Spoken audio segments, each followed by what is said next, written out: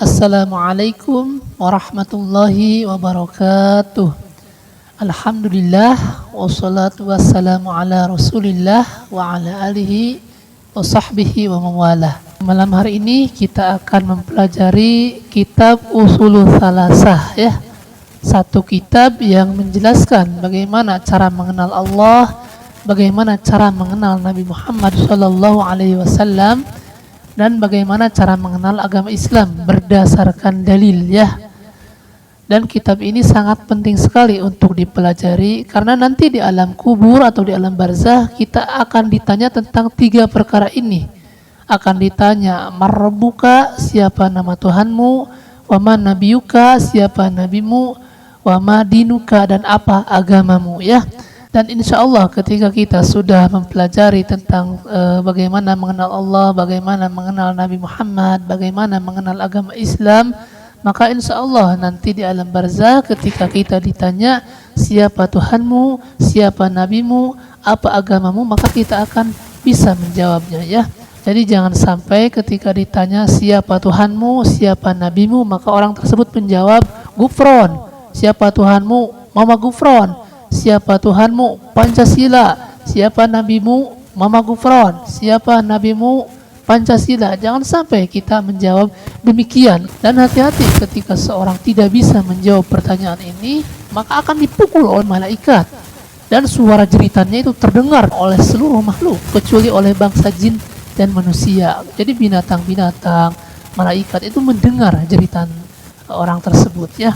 Nah, oleh sebab itu malam hari ini kita akan mempelajari kitab ini, dan insya Allah pembahasan kita malam ini akan membahas mengenai siapakah yang menciptakan kita, siapa yang memberikan rizki kepada kita, tidak bolehnya kita berloyalitas kepada orang-orang yang memusuhi Allah, dan tidak ridhonya Allah terhadap orang-orang yang berbuat syirik ya. Dan sekali lagi kami ingatkan buat kawan-kawan, kalau bisa matan kitab ini, yakni kitab Ushulul Thalasah ini dihafal ya. Karena di dalamnya banyak sekali dalil-dalil Al-Quran yang memang sangat penting untuk kita pelajari ya. Baik, yang pertama kami akan bacakan, nanti kita akan jelaskan perlahan-lahan ya. Bismillahirrahmanirrahim. I'lam rahimakallah annahu yajibu ala kulli muslimin wa muslimatin ta'alluma hadhihi thalasi masaili wal amala bihinna. Al-ula anna Allaha khalaqana wa razaqana wa lam yatrukna hamalan bal arsala ilaina rasulan faman ata'ahu dakhala al-jannah wa man asahu dakhala an-nar. Wad dalilu qauluhu ta'ala inna arsalna ilaikum rasulan syahidan alaikum kama arsalna ila fir'auna rasula fa'asa fir'aunur rasula fa'akhadnahu akhdan wabila. Athaniyatu anna allaha la yarada ayyushraka ma'ahu ahadun fi ibadatihi la malakun muqarrabun wala nabiyyun mursalun. Wad dalilu qauluhu ta'ala wa annal masajida lillahi fala tad'u ma'allahi ahada. Ats-tsalitsatu anna man ata'ar rasula wa wahhadallaha la yajuzu lahu muwalatu man hadallaha wa rasulah walau kana aqraba qaribin. Wad dalilu qauluhu ta'ala la tajidu qauman yu'minu billahi wal yaumil akhir yuwaduna man hadallaha wa rasulah walau kanu aba'ahum au abna'ahum au ikhwum au ashiratahum ulaika kataba fi qulubihimul iman wa ayyadahum biruhi minhu wa yudkhiluhum jannatin tajri min tahtihal anhar khalidina fiha radhiyallahu anhum wa radu'an ulaika hizbullah ala inna hizballahi humul muflihun. Baik, sampai sini dulu kita akan jelaskan perlahan-lahan ya. I'lam rahimakallah. I'lam, ketahuilah. Kemarin sudah dibahas bahwa pengetahuan itu ada 6 tingkatan ya.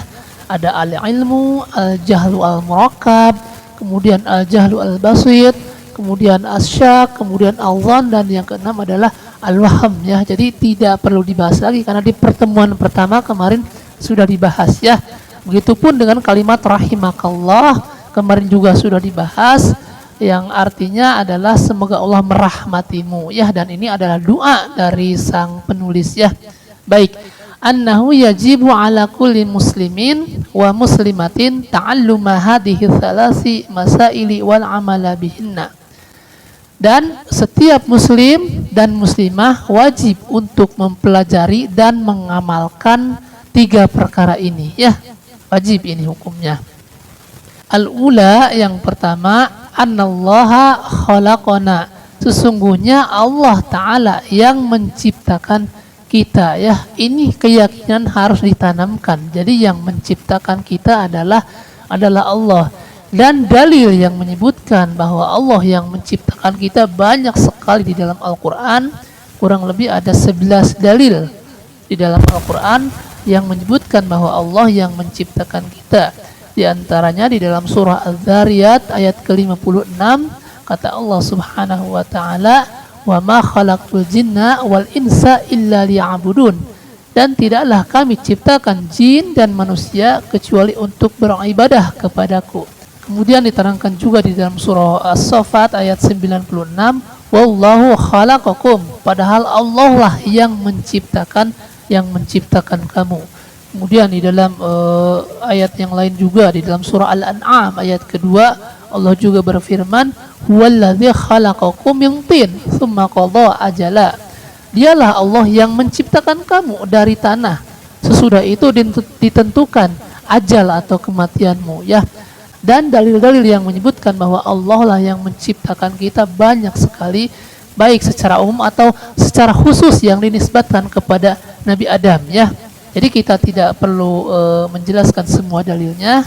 Yang kita jelaskan hanya di dalam surah Al-Dhariyat ayat ke-56, kemudian di dalam surah As-Saffat ayat ke-96, dan di dalam surah Al-An'am ayat kedua ya.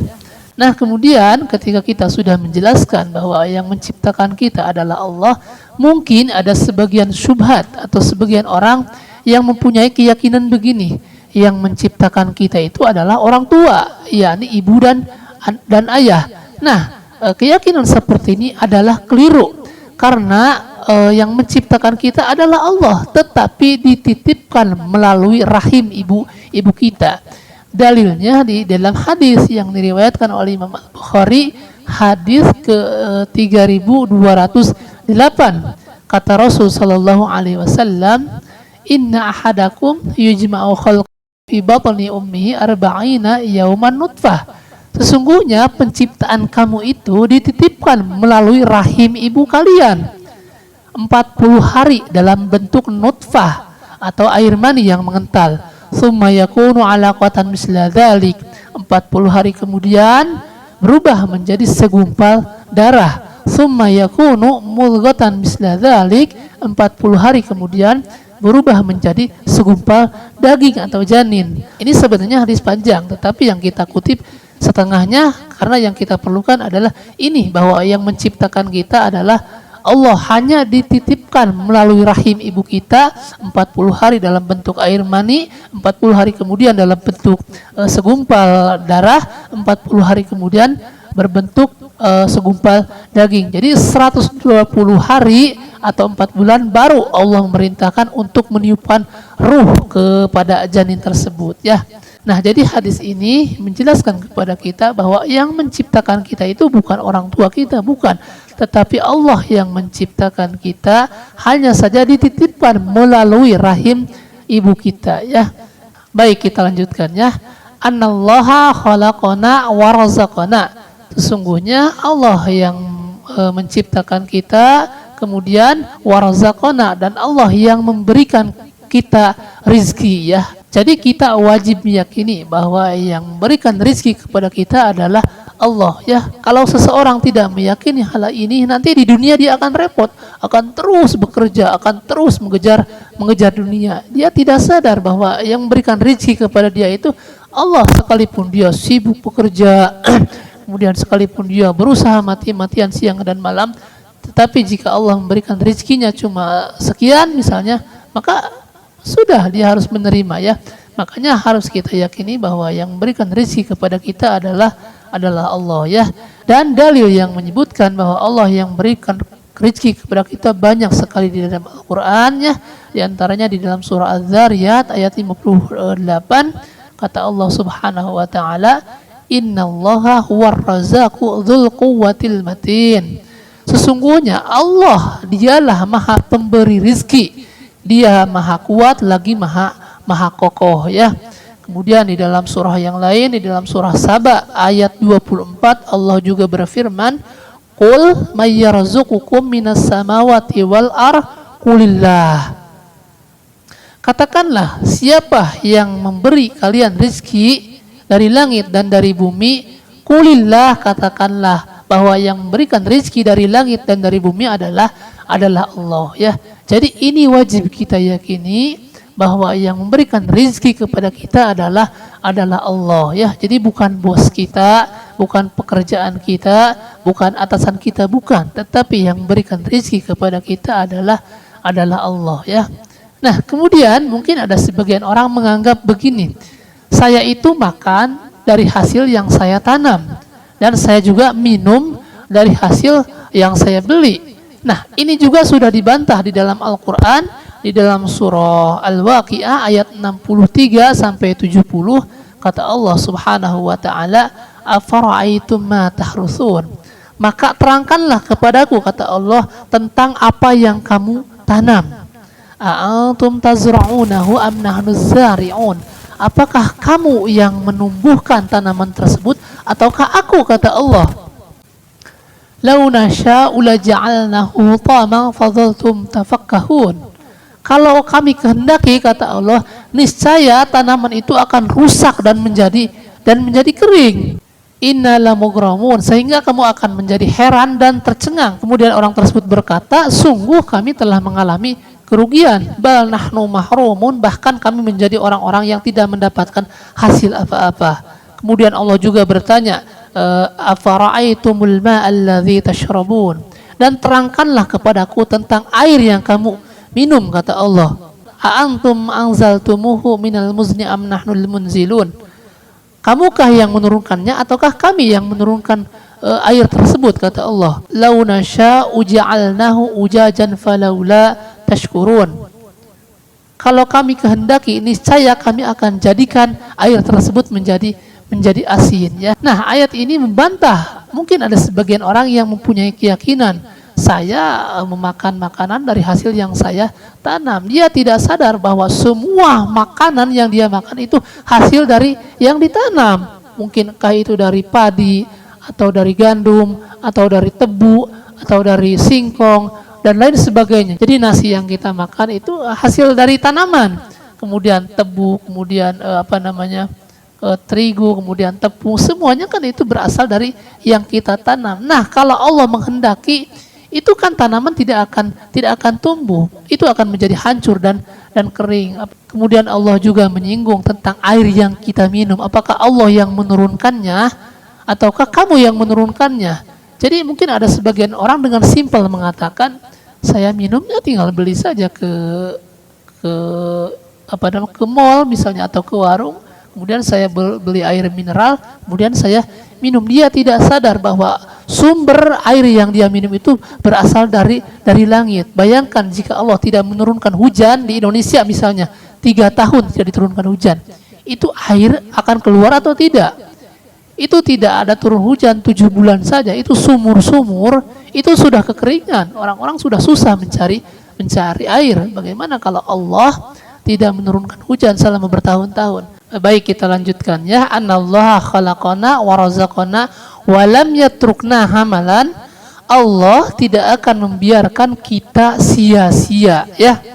Nah, jadi kita diciptakan ke dunia ini bukan untuk main-main ya, bukan untuk hanya bersenang-senang, kemudian mencari hiburan, membuang-buang waktu, bukan. Kita di dunia ini akan diminta pertanggungjawaban nanti tentang waktu yang kita pergunakan. Jadi jangan di dunia ini kemudian kita berpoya-poya, kemudian berleha-leha, bersantai-santai, waktu dipakai untuk dihabiskan untuk main game, kemudian untuk nonton sesuatu yang tidak bermanfaat. Kan sekarang banyak orang menghabiskan waktu untuk nonton film misalnya ya. Oleh sebab itu kita manfaatkan waktu ini sebaik-baiknya. Kadang ada sebagian orang di dunia cuma hiburan, kemudian membuang-buang waktu dengan terus-terusan main game, terus-terusan nonton sesuatu yang tidak ada manfaatnya. Hati-hati, nanti akan dihisab dan akan diminta pertanggungjawaban ya. Makanya Allah singgung di dalam surah Al-Mu'minun ayat 115, kata Allah Subhanahu wa taala, "Afahasibtum annama khalaqnakum abasa wa annakum ilaina la turja'un?" Maka apakah kamu mengira bahwa sesungguhnya kami menciptakan kamu itu untuk main-main saja atau secara main-main, dan bahwa kamu tidak akan dikembalikan? Jadi apakah kita mengira bahwa Allah menciptakan kita itu hanya untuk main-main dan tidak akan dikembalikan nanti? Di dalam surah yang lain, di dalam surah Al-Qiyamah ayat 36, Allah juga berfirman, "Ayahsabul insanu ayyutraka suda?" Apakah manusia mengira bahwa ia akan dibiarkan begitu saja tanpa ada pertanggungjawaban? Oleh sebab itu diciptakannya kita di dunia, maka manfaatkan waktu ini sebaik-baiknya ya. Baik, kita lanjutkan.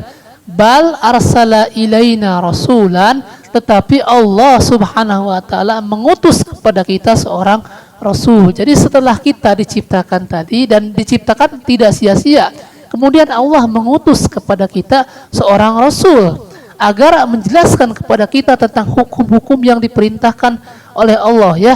Karena tidak mungkin manusia bisa melaksanakan ibadah kalau tidak ada yang membimbing. Makanya Allah mengutus seorang rasul untuk menjelaskan kepada kita bagaimana tata cara ibadah yang diinginkan oleh Allah ya. Makanya diutus seorang nabi, yaitu Nabi Muhammad sallallahu alaihi wasallam, untuk menjelaskan kepada kita mana yang baik, mana yang buruk, mana perbuatan yang akan mengantarkan kita ke surga, dan mana perbuatan yang akan mengantarkan kita ke dalam neraka. Dan semua umat itu pasti akan diutus seorang rasul, sebagaimana yang Allah jelaskan di dalam surah Fatir ayat 24, kata Allah Subhanahu wa taala, "Inna arsalnaka bil haqqi basyiran wa nadhira." Sesungguhnya kami mengutus kamu dengan membawa kebenaran sebagai pembawa berita gembira dan sebagai pemberi peringatan. Wa im min ummatin illa khala fiha nadhir. Dan tidak ada suatu pun umat melainkan telah ada padanya seorang pemberi peringatan ya. Nah, oleh sebab itu kita melaksanakan ibadah harus sesuai dengan apa yang Nabi perintahkan. Kalau Nabi perintahkan, kita jalankan. Kalau Nabi tidak memerintahkan, ya kita jangan melaksanakan. Jadi jangan menjadi orang yang sok tahu. Nabi tidak mengerjakan, para sahabat tidak mengerjakan, kita sok-sokan mengerjakan. Tidak ya.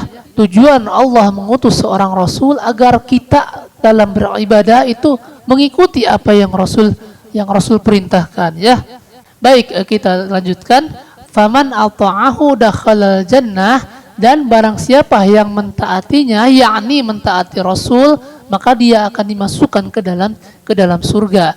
Nah, dalil yang menyebutkan ketika kita mentaati Rasul, kemudian balasannya nanti adalah surga, ini banyak sekali di dalam Al-Quran diterangkan. Di antaranya di dalam surah An-Nisa ayat ke-13, kata Allah Subhanahu wa taala, "Wa may yuti'illaha wa rasulah yudkhilhu jannatin tajri min tahtihal anhar khalidina fiha wa dzalikal fawzul 'adzim." Kata Allah Subhanahu wa taala, barang siapa yang taat kepada Allah dan Rasulnya, niscaya Allah akan memasukkannya ke dalam surga yang mengalir di dalamnya sungai-sungai, sedang mereka kekal di dalamnya. Dan itulah kemenangan yang besar ya. Nah, jadi ketika kita mentaati perintah Rasul, maka balasannya, kata Allah Subhanahu wa taala, adalah surga yang di dalamnya mengalir sungai-sungai dan orang tersebut kekal di dalamnya ya. Oleh sebab itu kita wajib taat kepada Rasul ya. Baik, kita lanjutkan. Faman ata'ahu dakhala jannah wa man asahu dakhalan nar. Dan barang siapa yang bermaksiat kepadanya, maka balasannya adalah neraka. Adapun dalil yang menyebutkan bahwa ketika seseorang bermaksiat kepada Allah dan Rasulnya, kemudian orang tersebut akan dimasukkan ke dalam neraka, yakni di dalam surah An-Nisa ayat 14. Kata Allah Subhanahu wa taala, "Wa may ya'sillaha wa rasulahu wa yata'adda hududah yudkhilhu naran khalidan fiha wa lahu 'adzabun muhin." Kata Allah Subhanahu wa taala, dan barang siapa yang mendurhakai Allah dan Rasulnya dan melanggar ketentuan-ketentuannya, niscaya Allah akan masukkan dia ke dalam api neraka, sedangkan ia kekal di dalamnya, dan baginya siksa yang menghinakan, ya. Kemudian di dalam surah yang lain, di dalam surah Al-Ahzab ayat 36, kata Allah Subhanahu wa taala, "Wa may ya'sillaha wa rasulahu faqad dhalla dhalalan mubina." Dan barang siapa yang mendurhakai Allah dan Rasulnya, maka sungguh dia telah sesat dengan nyata, ya.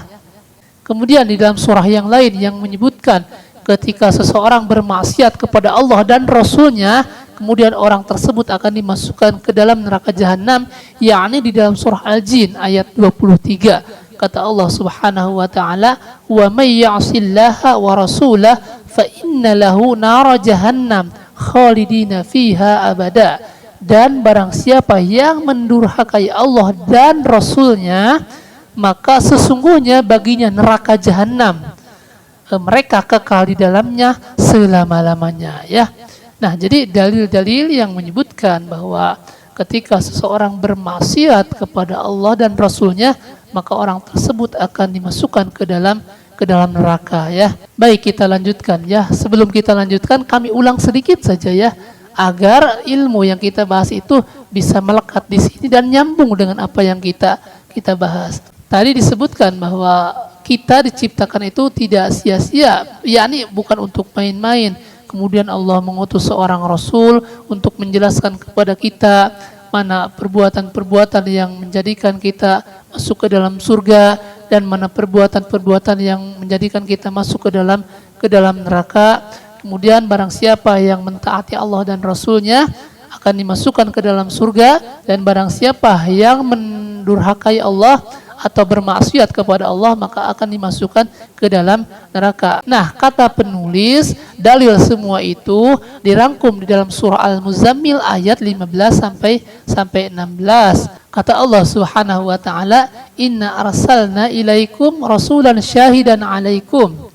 Sesungguhnya kami telah mengutus kepada kamu, hai orang-orang kafir Mekah, seorang rasul. Kama arsalna ila fir'auna rasula, sebagaimana kami telah mengutus kepada Fir'aun seorang rasul. Fa'asa fir'aunur rasula, maka Fir'aun itu bermaksiat kepada rasul tersebut. Fa'akhadnahu akhdaw wabila, maka Fir'aun kami siksa dengan siksaan yang sangat berat, ya. Baik, kita lanjutkan ke yang kedua. Tadi kan yang pertama, al-ula anallaha khalaqana wa razaqana wa lam yatrukna hamalan bal arsala ilaina rasulan, dan seterusnya. Sekarang yang kedua, ats-tsaniyatu anallaha la yarda ayyushraka ma'ahu ahadun fi ibadatihi. Sesungguhnya Allah Subhanahu wa taala tidak ridha ketika disekutukan dengan sesuatu apapun dalam peribadatan. La malakun muqarrabun, baik dengan malaikat yang dekat, wala nabiyyun mursalun, atau dengan nabi yang diutus sebagai rasul, ya. Nah, jadi Allah tidak ridha ketika Allah disekutukan dengan sesuatu apapun, yakni yang disebut dengan syirik atau menyekutukan Allah. Orang tersebut beribadah kepada selain Allah, tetapi dia juga beribadah kepada Allah. Orang tersebut meminta kepada selain Allah, tapi orang tersebut juga meminta kepada Allah. Itu yang dinamakan kesyirikan atau menyekutukan Allah. Itu Allah tidak ridha, ya. Jangankan disekutukan dengan syaitan, disekutukan dengan dukun, disekutukan dengan jin, disekutukan dengan malaikat yang dekat saja, Allah tidak ridha. Jadi misalnya ada orang minta kepada malaikat, itu kan malaikat makhluk yang dekat kepada Allah. Allah tidak ridha ketika disekutukan dengan malaikat. Makanya tadi disebutkan la malakun muqarrabun, baik dengan malaikat yang dekat, wala nabiyyun mursalun, atau dengan nabi yang diutus sebagai Rasul. Atau ada orang dia memintanya kepada Nabi misalnya. Allah juga tidak ridho. Makanya di sini disebutkan Allah itu tidak ridho ketika disekutukan dengan sesuatu apapun, baik dengan malaikat yang dekat atau dengan Nabi yang diutus. Karena yang berhak diibadahi, yang berhak dimintakan pertolongan adalah Allah. Makanya setiap sholat kita selalu berdoa, iyyaka na'budu wa iyyaka nasta'in. Hanya kepada Allah lah kami beribadah dan hanya kepada Allah lah kami memohon pertolongan. Tetapi pada prakteknya kan banyak orang yang meminta pertolongan selain kepada Allah. Nah, Allah tidak ridho ketika disekutukan ada orang beribadah atau minta tolong kepada selain Allah, baik dengan malaikat yang dekat atau dengan nabi yang diutus sebagai seorang rasul. Allah tidak ridho. Wad dalilu qauluhu ta'ala, adapun dalilnya firman Allah Subhanahu wa taala, wa annal masajida lillahi fala tad'u ma'allahi ahada. Dan masjid-masjid itu hanyalah milik Allah, maka janganlah kamu menyembah seorang pun di dalamnya di samping menyembah Allah. Dan perlu kita ketahui bahwa menyekutukan Allah, yakni perbuatan syirik, ini adalah larangan Allah yang paling besar. Banyak sekali konsekuensinya diterangkan di dalam Al-Quran tentang bahayanya orang berbuat syirik. Di antaranya di dalam surah An-Nisa ayat 48, kata Allah Subhanahu wa taala, innallaha la yaghfiru ayyushraka bihi wa yaghfiru ma duna dzalika liman yasha. Sesungguhnya Allah tidak akan mengampuni dosa syirik dan Allah mengampuni dosa selain itu, ya, bagi siapa yang dia kehendaki, ya. Kemudian di dalam ayat yang lain Allah menjelaskan ketika orang menyekutukan Allah, yakni berbuat syirik, maka Allah haramkan surga atas dia, seperti yang disebutkan di dalam surah Al-Maidah ayat 72, kata Allah Subhanahu wa taala, innahu may yusyrik billahi faqad haramallahu alaihi al-jannah wa ma'wahun nar wa mal zalimina min ansar. Kata Allah Subhanahu wa taala, sesungguhnya orang-orang yang mempersekutukan Allah, yakni orang yang melakukan kesyirikan, maka pasti Allah akan mengharamkan surga kepada orang tersebut dan tempat dia adalah neraka. Tidaklah ada bagi orang-orang zalim itu seorang penolong pun. Nah, oleh sebab itu maka jangan sampai diri kita atau keluarga kita melakukan perbuatan-perbuatan syirik, ya. Baik, kita lanjutkan, ya. As-salisatu, yang ketiga. Tadi kan yang pertama, kemudian yang kedua. Nah, sekarang yang ketiga, ya. As-salisatu, yang ketiga, anna man ata'ar rasula wa wahadallaha la yajuzu lahu muwalatu man hadallaha wa rasulah. Barang siapa yang mentaati Rasul dan mentauhidkan Allah, maka tidak boleh orang tersebut memberikan loyalitas kepada orang yang memusuhi Allah dan Rasulnya. Loyalitas itu memberikan kesetiaan atau ketaatan atau dukungan atau apresiasi, walau kana aqraba qaribin, sekalipun orang tersebut adalah kerabat dekat sendiri, itu tidak boleh memberikan loyalitas, memberikan dukungan, memberikan ketaatan, memberikan kesetiaan, meskipun orang tersebut adalah kerabat kita sendiri, kalau orang tersebut memang memusuhi Allah dan Rasulnya, ya.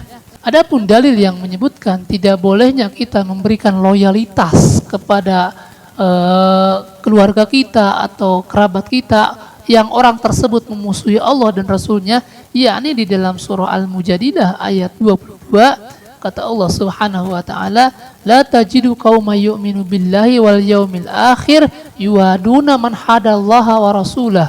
Kamu tidak akan mendapati orang yang beriman kepada Allah dan hari akhir saling berkasih sayang dengan orang yang memusuhi Allah dan Rasulnya, walau kanu aba'uhum, meskipun orang tersebut adalah ayah-ayahmu, au abna'ahum, atau orang tersebut adalah anak-anakmu, au ikhwahum, atau orang tersebut adalah saudaramu, au asyiratahum, atau orang tersebut adalah keluarga dekatmu. Ulaika kataba fi qulubihimul iman wa ayyadahu bi ruhim minhu.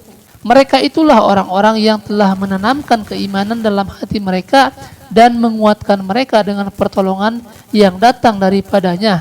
Wa yudkhiluhum jannatin tajri min tahtihal anhar khalidina fiha, dan dimasukkannya mereka ke dalam surga yang mengalir di bawahnya sungai-sungai, mereka kekal di dalamnya. Radhiyallahu anhum wa radu'an, dan Allah ridha terhadap mereka dan mereka pun puas terhadap rahmat Allah. Ulaika hizbullah, ketahuilah mereka itu adalah golongan Allah.